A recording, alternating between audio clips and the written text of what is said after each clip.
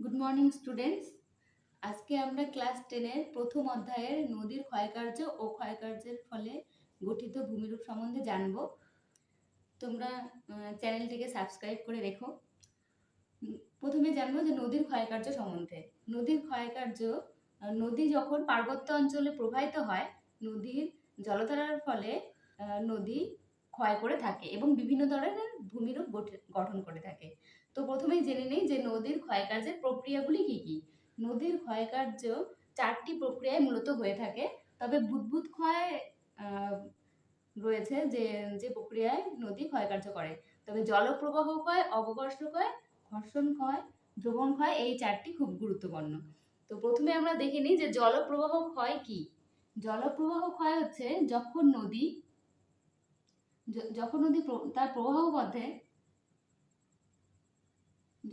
তার প্রবাহ পথে এগিয়ে যায় এবং নদীর জলের সরাসরি আঘাতে নদীর এই পার্শ্বদেশ, নদীর দুই পার অর্থাৎ এই পার্শ্বদেশ নদীর জলের সরাসরি আঘাতে নরম শিলাগুলি কি হয়, খুলে যায় বা ক্ষয়ে যায়। এছাড়া পার্শ্বদেশেও কিছুটা প্রভাব পড়ে, তবে তলদেশেও কিছুটা প্রভাব পড়ে, তবে পার্শ্বদেশ বেশিরভাগ ক্ষেত্রে ক্ষয় হয়ে থাকে। তাহলে জলপ্রবাহ ক্ষয় কি? যখন নদীর জলের সরাসরি আঘাতে পার্বত্য অঞ্চলের ক্ষয় হয়। এরপর আমরা জেনে নিই যে অবঘর্ষ ক্ষয় কি।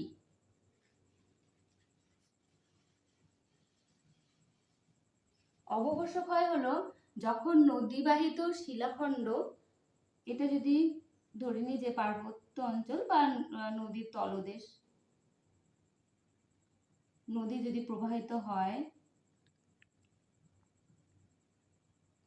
তাহলে নদীবাহিত যে শিলাখণ্ড, নুড়ি, বালি, কাকর এসব রয়েছে, নদী বাহিত এই শিলাখণ্ড, নুড়ি, বালি, কাকর প্রকৃতির আঘাতে যখন নদীর এই তলদেশ ক্ষয়ে যায় তাকে আমরা বলবো অবঘর্ষ ক্ষয়। তাহলে কি বলা হলো যে নদীবাহিত নুড়ি, বালি, কাকর প্রভৃতির ফলে যখন নদীর তলদেশের ক্ষয় হয় তখন তাকে আমরা বলবো অবঘর্ষ ক্ষয়। এরপর আমরা দেখে নিই যে ঘর্ষণ ক্ষয় কি। ঘর্ষণ ক্ষয় হলো যখন, এটা নদীর তলদেশ ধরে নিলে, যদি নদী এইভাবে প্রবাহিত হয়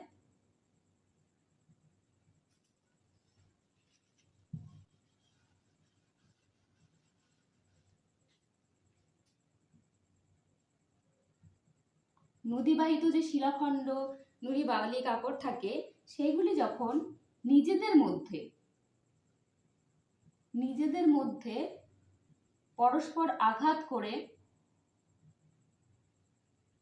পরস্পর আঘাতের মাধ্যমে নিজেদের মধ্যে, এর আগে অবঘর্ষ ক্ষয় ছিল যে তলদেশের সঙ্গে নুড়ি, বালি, কাকরের আঘাতের ফলে ক্ষয় হয়েছিল, কিন্তু ঘর্ষণ ক্ষয়ে যখন নদীবাহিত প্রস্তরখণ্ড নিজেরা পরস্পরের আঘাতে ভেঙে টুকরো টুকরো হয়ে যায়, সেক্ষেত্রে আমরা বলবো যে ঘর্ষণ ক্ষয়। এরপর আমরা দ্রবণ ক্ষয় কি জেনে নেব। দ্রবণ ক্ষয় কি? দ্রবণ ক্ষয় হলো যখন যদি শিলাস্তরের মধ্যে কোনো দ্রাব্য শিলা, যেমন জিপসাম, ডলোমাইট, লবণ প্রভৃতি থাকে, তখন নদীর জলের সঙ্গে সেই দ্রাব্য শিলার কি হয়, বিক্রিয়া হয়। এরপর বিক্রিয়ার ফলে শিলাস্তরের ক্ষয় হয়, একে আমরা বলবো দ্রবণ ক্ষয়। তাহলে কি হলো যে দ্রাব্য শিলা যেমন জিপসাম, ডলোমাইট প্রভৃতির সঙ্গে যখন নদীর জলের বিক্রিয়া হয় তখন শিলাস্তরের ক্ষয় হয়, একে আমরা দ্রবণ ক্ষয় বলবো। তাহলে আমরা কি বললাম যে 4টি প্রক্রিয়া নদীর ক্ষয়কার্যে অংশগ্রহণ করে। কি কি?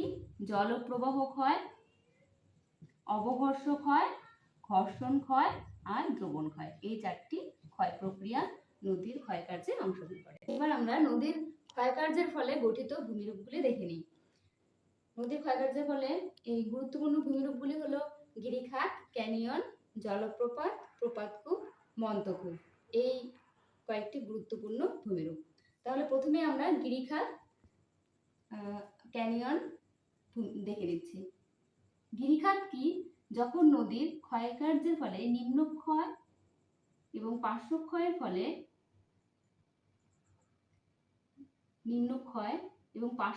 ফলে ভি আকৃতির নদী উপত্যকার সৃষ্টি করে, তখন তাকে গিরিখাত বলে।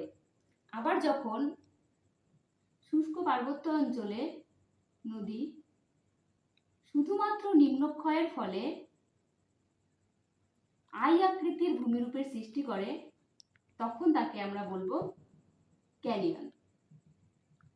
তো এই দুটি ভূমিরূপ অনেকটা একই রকম মনে হলেও এদের মধ্যে কিন্তু কিছু পার্থক্য রয়েছে। তাহলে আমরা পার্থক্যের মাধ্যমে গিরিখাত ও ক্যানিয়ন দেখে নিচ্ছি। তাহলে গিরিখাত, তাহলে এটা হচ্ছে যেটা ভি আকৃতির সেটা হচ্ছে গিরিখাত, আর যেটা আই আকৃতির সেটা হচ্ছে ক্যানিয়ন। তাহলে এদের পার্থক্যটা আগে দেখে নিই, তাহলে তোমাদের বুঝতে সুবিধা হবে গিরিখাত আর ক্যানিয়নের মধ্যে পার্থক্য।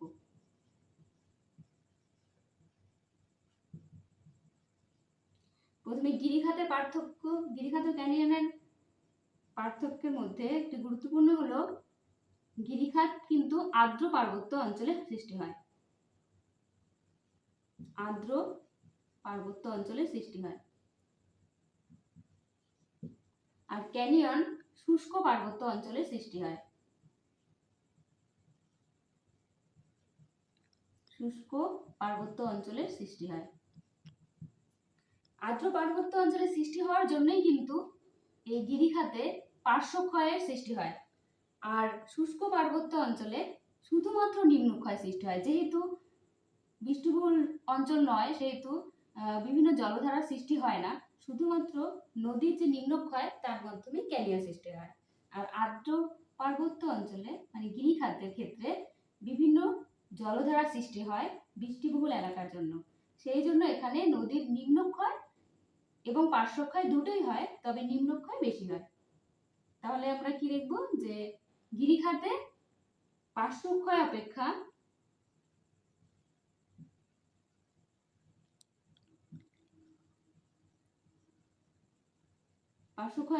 নিম্নক্ষয় বেশি হয়,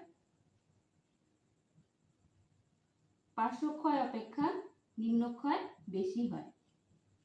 আর ক্যানিয়নে কি হয়? শুধুমাত্র নিম্নক্ষয় হয়, শুধুমাত্র নিম্নক্ষয়ের ফলে ক্যানিয়নের সৃষ্টি হয়। আরেকটি পার্থক্য, গিরিখাত সুদীর্ঘ হয়, সুদীর্ঘ ও গভীর হয়,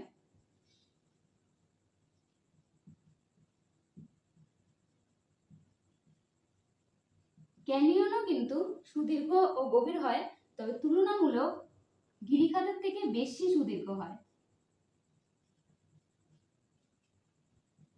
বেশি দীর্ঘ ও সুগভীর হয়।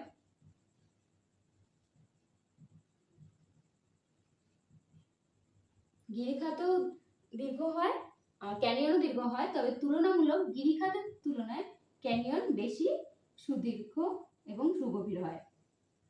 আরেকটি পার্থক্য, গুরুত্বপূর্ণ একটা পার্থক্য হলো গিরিখাত হচ্ছে ভি আকৃতির হয়, ভি আকৃতির হয়, যেহেতু নিম্নক্ষয় এবং পার্শ্বক্ষয় উভয়ই হয় ভি আকৃতির। আর ক্যানিয়ন কি হয়? আই আকৃতির হয়, কারণ শুধুমাত্র নিম্নক্ষয় হয়। তাহলে আমরা কি দেখলাম?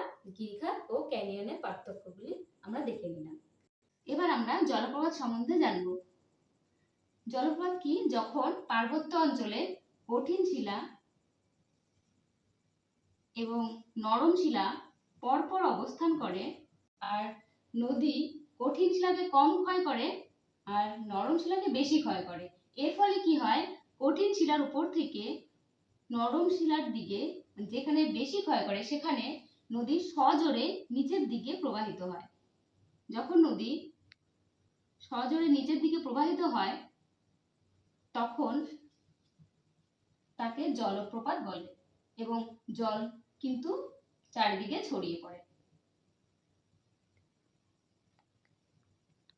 একে আমরা কি বলি? জলপ্রপাত বলি। এটা হচ্ছে উল্লম্বভাবে হলো। এর জলপ্রপাত কিন্তু অনুভূমিকভাবে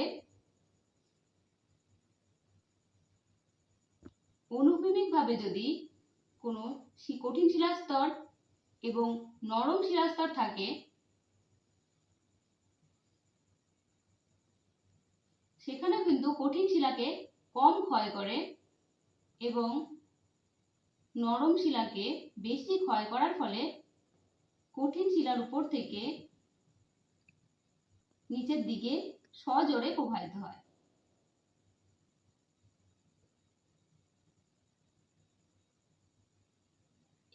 এক্ষেত্রে কিন্তু জলপ্রপাতের সৃষ্টি হয়।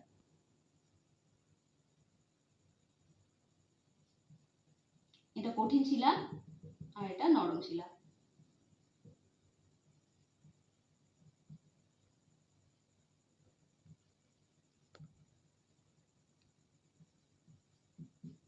তাহলে আমরা কি দেখলাম? যে উল্লম্বভাবে থাকতে পারে, আবার অনুভূমিকভাবেও শিলার অবস্থান থাকতে পারে। তবে পরপর যদি অনুভূমিকভাবেই হোক আর উল্লম্বভাবেই হোক, কঠিন শিলা আর নরম শিলা যদি পরপর অবস্থান করে তাহলে নদী কঠিন শিলাকে কম ক্ষয় করে আর নরম শিলাকে বেশি ক্ষয় করে সজোরে নিচের দিকে প্রবাহিত হয়। তাকে আমরা জলপ্রপাত বলি। এবার আমরা জানব প্রপাতকূপ সম্বন্ধে। প্রপাতকূপ কি? এটি জলপ্রপাতেরই অংশ।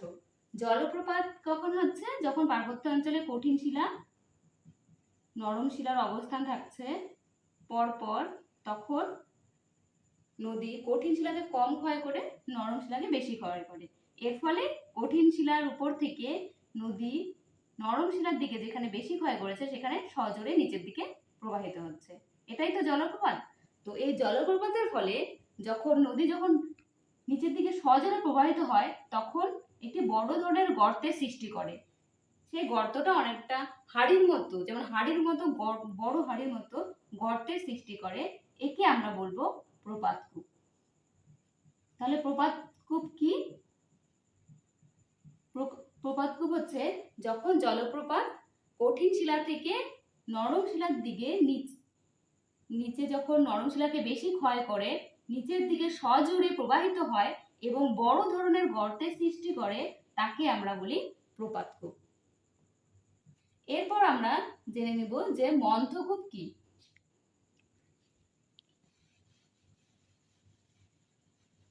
মন্থকূপ কি? যখন নদীবাহিত নুড়ি, বালি, কাকর প্রভৃতি যখন এটা নদীর তলদেশ এখান দিয়ে নদী প্রবাহিত হচ্ছে যদি ধরে নিই, তাহলে নদীবাহিত যেমন নুড়ি, কাকর, বালি প্রভৃতির সঙ্গে যখন নদীর তলদেশের ক্ষয় হয়, এর ফলে নদীর তলদেশে গোলাকার গর্তের সৃষ্টি হয়, বিভিন্ন গোলাকার গর্তের সৃষ্টি হয়। একে আমরা বলি, এই গোলাকার গর্তগুলিকে বলি আমরা মন্থকূপ। কিভাবে সৃষ্টি হচ্ছে? নদীবাহিত নুড়ি, বালি, কাকর প্রভৃতির ফলে যখন নদীর তলদেশে গোলাকার গর্তের সৃষ্টি হয় তখন তাকে আমরা বলি মন্থকূপ।